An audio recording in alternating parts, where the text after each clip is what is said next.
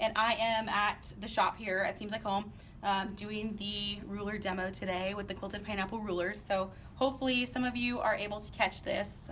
Hopefully you're out there, Nicola, and you can view this. But everyone else, thanks for joining, and hopefully you'll be able to see here. We'll get some nice shots close up so you can see what I'm doing here. Today I'm going to use the 20-inch curved QP curve from Quilted Pineapple. So that's what we're going to use on the quilt here to do some outside curves and then some like fan shapes over here on the quilt. All right, so we'll get started. So can you guys see okay? You're more than welcome to come closer. So what I'm doing here is I'm going to use the ruler to kind of eyeball the curve that I want. So I haven't actually done, up here I've done some curve, and down here I'm just getting ready to jump in and do this next section here. So I'm just kind of looking at this and figuring out where do I want that curve to be and what shape do I want it to be. Now on the ruler there's this nice line that marks the center. So can you guys see that line? So you can see this line here that marks the center. So what I'm going to do is I'm kind of eyeballing the center of my piece here, or I could kind of put it down here and just kind of move it up. And I'm trying to figure out where I want the ends to hit. Now the other thing to keep in mind when you're doing ruler work is that where I put my foot against the ruler, the needle is going to go 1/4 inch from that spot. So I have to keep that in mind. I need to gauge 1/4 inch to where my stitching is actually going to be. So for this one, I want to start I want to stitch roughly here, just so it kind of looks like the other curve I made that kind of comes to the top of the points. So I like to figure out where my ruler is going to be, and then I'll kind of put my foot up and I move my ruler away a little bit, because what I don't want to do is when I go to bring up my bobbin thread, I don't want my foot to come down on my ruler. So now I can pull that up. I'm going to secure it, and I like to start with my thread under my foot so nothing gets tangled up. Put my foot down. And now what I'm going to do is I'm going to push my ruler up against the foot, and I'm looking here. Now this ruler is it's longer than my tray, and it's longer than my hand span here. So what I'm going to do is I'm going to quilt part way down the ruler and stop, move my hand, and then keep going. And I'm right-handed. My controls are on the right hand handle here. So I'm going to hold the ruler with my left hand. So I'm just going to push the right button, and stitch. And then I'm going to stitch maybe to like here and stop, and then I can adjust my hand and then keep going. And I know I'm stitching to this outside seam here because I'm going to do something else fun in that area. So now that I've stitched that, I can actually sneak over here, sorry, see my face, and grab my other little, I love this ruler. This is the QP. It's one of her straight edge, the 5-inch, but it's nice for stitch in the ditch or traveling. So now I know that I want to jump over and do another row to kind of get that echo shape there.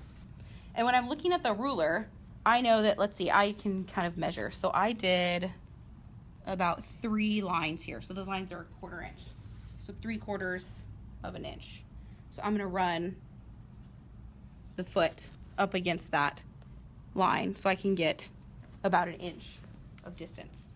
So I can either look here and I can eyeball on the ruler, or I can take this one and I know that that's 1 inch, and I can watch. So I've got a divot in my foot, so I can watch where the divot is, and I can travel down. Now I don't actually want to travel down 1 inch, because when I put this ruler up, it's going to be an extra 1/4 of an inch. So I want to travel down 3/4 of an inch, which is going to be roughly to that dash line. So I'm just going to travel down and stop.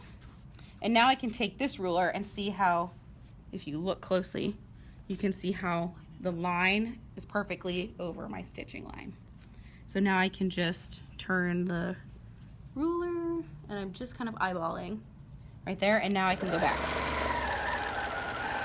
And I like to stop, make sure I'm still on the line, and go down. And so now I've got my echo line here for that outside piece. So now, because I'm lazy, or I quilt efficiently, let's go with that, I'm going to leave my needle here, and I'm going to do this arc here. And actually, now that I've said that, I'm not going to do that, because I want these to go this direction. So I actually want to start either here or start down at the point, because I want my arcs to come out this direction. So I'm going to secure, and I'm going to just jump down to the point if I find my scissors. So we're gonna jump down here. I'm gonna put my needle down in the point because I want all of to get that kind of radiating design. I want everything to come back down to the point here. So I'm just gonna move those threads. So this one I start, and I'm looking at, if you look at my other ones, I'm aiming for that corner. And then what I'll do is I'll go back and add the smaller one when I'm done. So I'm looking at this here, and now granted, because I have the tray on, I can kind of pull this up and look, but I want to keep that a 1/4 inch from where I want it to hit. So I'm going to put the ruler here, and now I'm going to stitch along the curve right into that point there. So now, because I want them to radiate from here, I need to somehow get over. So since it's the same curve, I can just travel along this curve and I'm eyeballing it. I have no exact number on what how far I'm going. I'm just kind of eyeballing. But you can also use the ruler. So if I want it to be, roughly 1/2 inch or so, I can look at that at the top. But at the bottom, I want it to come back into that point. So I need to eyeball that 1/4 inch there. And so now I can come back right down into that point. So there's my two of my arcs. And now I can do the same thing. Because my needle's in the right spot, I can just start there and pivot out.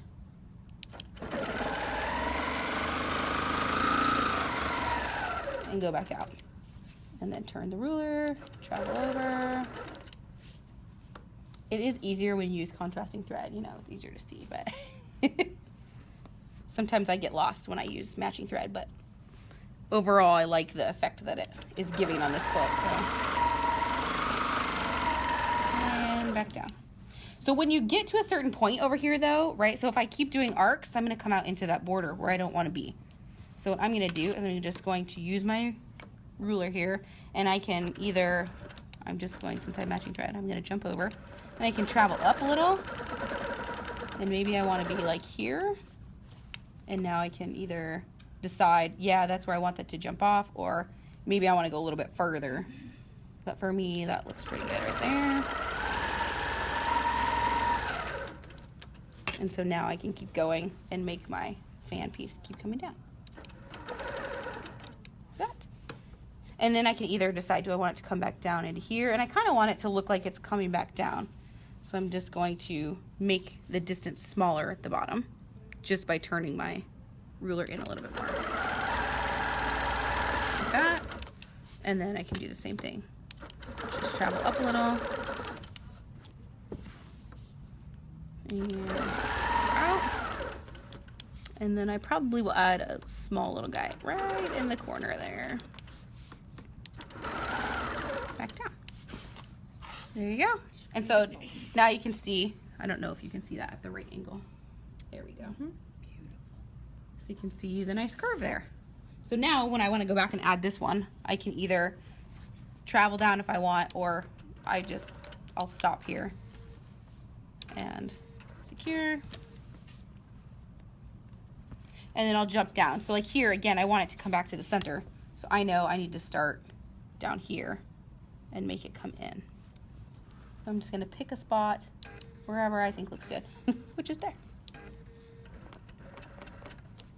Now I'm just going to, again, eyeball that 1/4 inch from the bottom and stitch that area closed. So I wanted that a little bit closer together.